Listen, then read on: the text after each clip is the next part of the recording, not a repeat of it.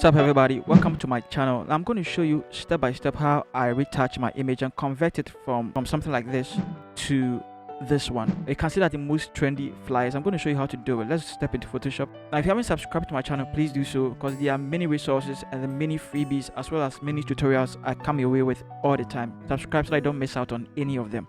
Now let's drag our image. I'm going to use this image for tutorial purposes. I'll drag it into Photoshop. I also like to convert it to a smart object, and I'll duplicate it. Now I do this because I want to keep this one there, and then I want to use this one. I'll go to filter and I'll go to camera raw. Now this is done in Lightroom, but then if you have Photoshop, you can also have access to these tools in camera raw. Alright, so you don't need Lightroom to do this. And first we need to go to the basics. We are going to work on the basics. I want you to come down to clarity and then drag clarity all the way down, all the way. You can set it to 100%. I like to keep it around 90 to 99, though about. Now you can see when I did that, it took everything and then brought in some dark side of it as well. It's not really needed, but it brought a dark side as well. Now you can see all of a sudden the crispiness and the shininess of the hair has already started to emerge, and that is important. I want to keep that side, but the dark side of it, the shadows and stuff, we need to work on that too. So I'm going to drag the shadows down. Now, if you're watching my video, I want you to scroll down and click on more, and then this is the link. I want you to click on it. You're going to have access to quality PSD files. I have graphic design course. Now I keep on adding more packages. Okay, now dragging the shadows, it's not really helping, and so I'll drag the shadow up a little bit. Okay, drag it up. Now you can send it down there and bring it up there again until you get, I'm going to send it all the way to 100%. And then I would rectify that by working on the highlight. Okay, the highlight will also bring in some darkness and some try and mitigate everything. I don't know what I'm using the right word for it. Alright, but try and work on it. Okay, so alright, so I think this is better. Now let's come to these two things. That's the white. Okay, I'll drag the white down and I'll drag the black up. Alright, I still feel like we can tweak these two until we come to a common ground.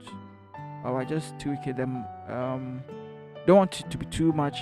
You don't want it to be too there too as well. So you got to drag it to the perfect side, and then you got to drag this one down too as well. You don't want it there, you don't want it here either. You want it to be perfectly there.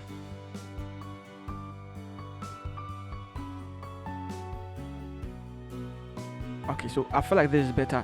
And guys, what I'm going to do is I'm going to set the this down, or I'm going to leave it somewhere here, -5 or so. Okay, I just don't want it to be too saturated now. Then I'll come to this side and I'll click on copy edit settings, and then I click on OK. Now I would what has happened is that I copied the entire settings. I'll right click it and convert it to a smart object. Alright, then I would go back to filter and go to camera raw filter. I want to apply that same effect twice, and so that is my way of doing it. If you have another way of doing it, that is also great. I'll come back and I'll click on paste edit settings. Okay, now all of a sudden you can see it in there. What I'm going to do is I'm going to drag the clarity all the way back, and then I'll drag the what's it called, this stuff a little bit more, and then drag the shadows here a bit more. Okay, so that is it for you. So now the shadows and the clarity, you need to work on it a lot. Okay, so let me drag the clarity up a little bit again. Let me see. Okay, so clarity, I give it 13%, just a little bit, and then I'm going to keep these 200, 0 and then 0 here, 0 each. And then the shadows, let's bring the shadows there. Okay, we don't want the shadows in. Alright, so this is better. And then the highlights,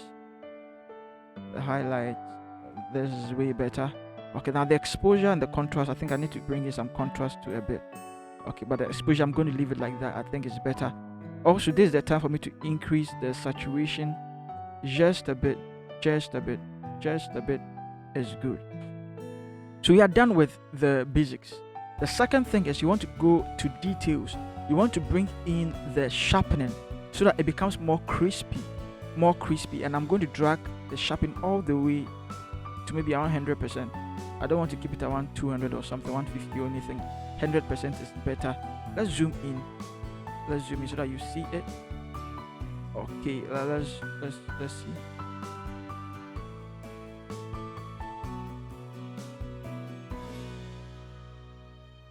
I think. Alright. Let's give it 100%. And then let's drag the noise reduction just a bit, 25. But then the color noise reduction, let's drag it a lot, maybe around 50 to 60. We don't want the noise to have different colors, and so if there any color there we want it to reduce, but I will keep the original noise around maybe 10. And then we are done with that. Let's zoom out a bit, and let's also come to color mixer.